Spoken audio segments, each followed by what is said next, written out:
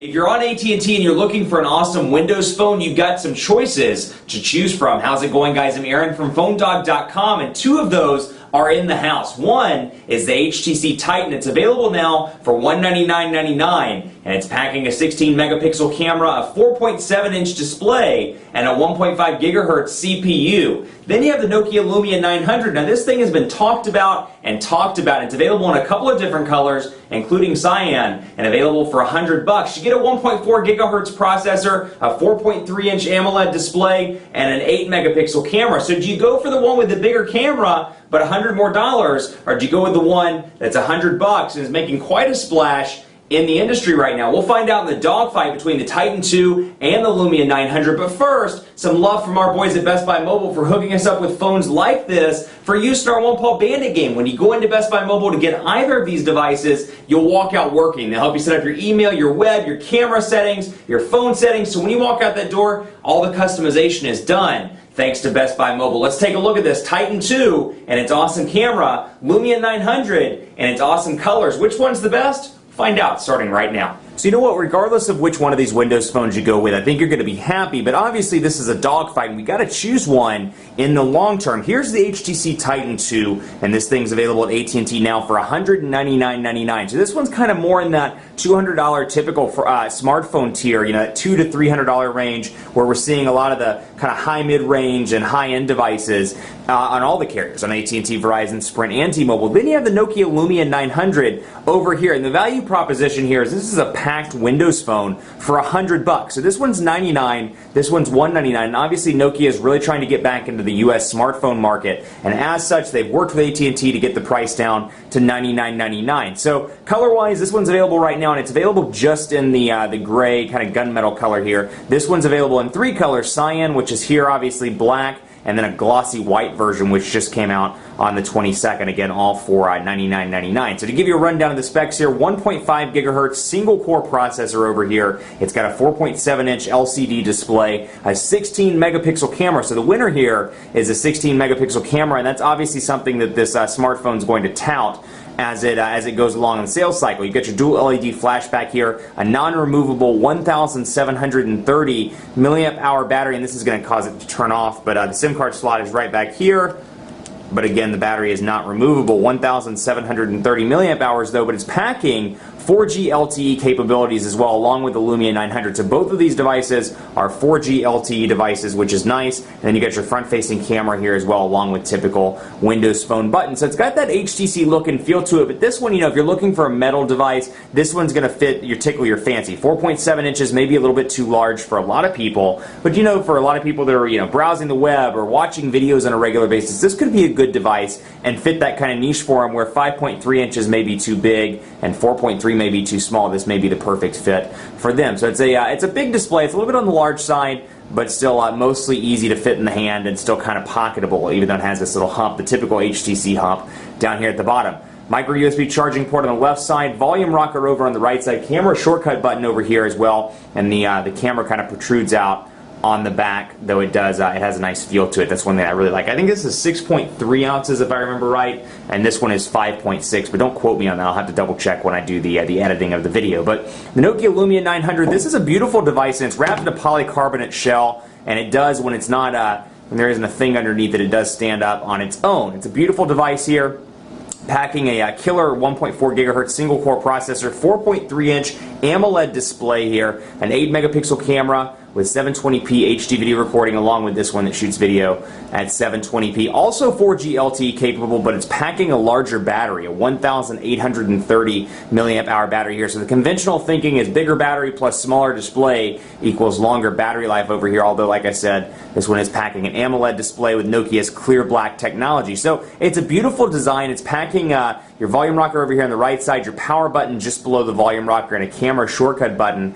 Then up top you have your 3.5mm headphone jack, your micro USB charging port, and then your SIM card slot, which you get a SIM removal tool in the box. And then down here you get your speaker as well. I've been carrying this device as my personal device as part of that Nokia Lumia 900 30-day challenge that you've probably seen on the site, and it's been a great device so far. And you know, definitely a win for Nokia all around, and a nice nice device to come back into the US in the high-end tier. So it's a really nice device. It fits well in the hand. 4.3 is that sweet spot for me. I think this is a nice balance for a lot of people as well. It's going to be nice to type and watch videos on, but not too big where you can't fit it in the pocket, perhaps like the Titan 2 or the Galaxy Note. But let's take a look. Both of these are running Windows Phone version 7.5, also known as Mango. And you can see here your notification bar up top with LTE, and actually I forgot to put the SIM card back in this. I was testing a device earlier and forgot to throw my my test SIM card back in because I took my personal one out. But you can see here, typical setup, and it's got that Metro UI with the tiles on the front. So just to do a quick walkthrough here, I know you've seen a lot of the Windows Phone videos most likely, but you do get some personalization touches on the outside of the display here. You can move the tiles around, you can shift them around the screen. The Titan 2 obviously comes with HTC hub built in. You can see here we can go to the hub and take a look. And this is kind of that Sense influence that we've seen from older versions of Windows Mobile, and then of course Android, because Microsoft is pretty closed about the customizations they allow to the OS itself. So HTC is kind of, you know, they still have their hub here where you can get that Sense look and feel, but you know, they don't. There's no skin over Windows Phone itself. So you can see, of course, some icons and some stuff down through here. Out of the box on both of these devices, you can see I've removed a few of the applications, which you get AT&T Code Scanner, AT&T Navigator, Radio, Uverse Mobile.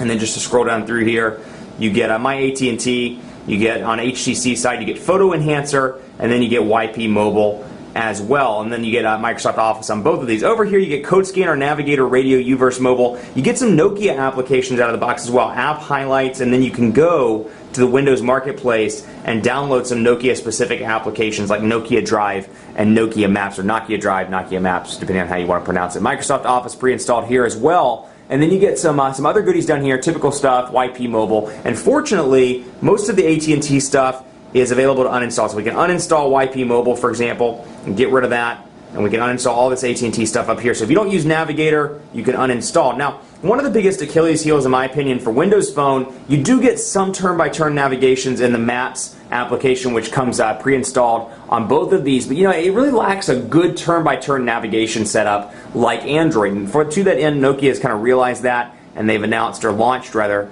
Nokia Maps. You have Nokia Drive and Nokia Maps, and you can use that in lieu or in place of the Maps application that comes pre-installed on Windows Phone. So both of these are great applications. Actually, you know what? We'll dive right into these and take a look on the Lumia 900 and see what we can get here. So we'll bring this up right now. Looking for GPS. So obviously this is going to work a little bit better with a SIM card pre-installed in it. Like I said, I was using it for an earlier demo. So let's take a look at Nokia Drive here and Nokia Maps, just to give you a quick overview of these Nokia-specific applications that are obviously a selling point for the Lumia 900 and kind of go along with that $99.99 price point that AT&T and Nokia are pitching with this device. So we're looking for GPS right now, going into Nokia Drive, and you can see some of the settings here. We can set a destination, we can go into 3D mode, take a look at the settings as well, and you can see that I'm uptown, and of course we can focus in, or zoom in and zoom out of this rather, and bring this out a little bit and take a look at Nokia Drive. So let's say we're going to go in here and click on the navigation button. Actually, we're going to click on settings once this decides to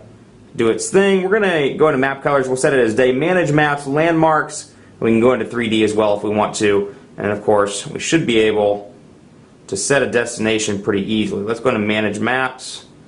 Actually, let's go back because I can't remember. Yeah, it's landmarks. Then you can go into 2D, and then we can take a look here at Nokia Maps. So you can take a look at that and zoom in and zoom out. Pinch to zoom in, pinch to zoom out, so you can see Charlotte here, and you can use this application in order to to help you do your turn-by-turn navigation. So this is a really nice touch. Of course, you can see apparently I'm going 25 miles per hour, which is not true, but you can, or no, I'm sorry, 0 miles per hour, and then 270 feet, and then of course I can go in here and set a destination, and we'll go to, I just want to make sure no personal stuff was in there, so we'll go to search, and we can take a look at Cielo Apartments was a complex I was taking a look at, for example, and then you can go to a couple of others. Let's go to another one like let's think of another apartment complex in the area.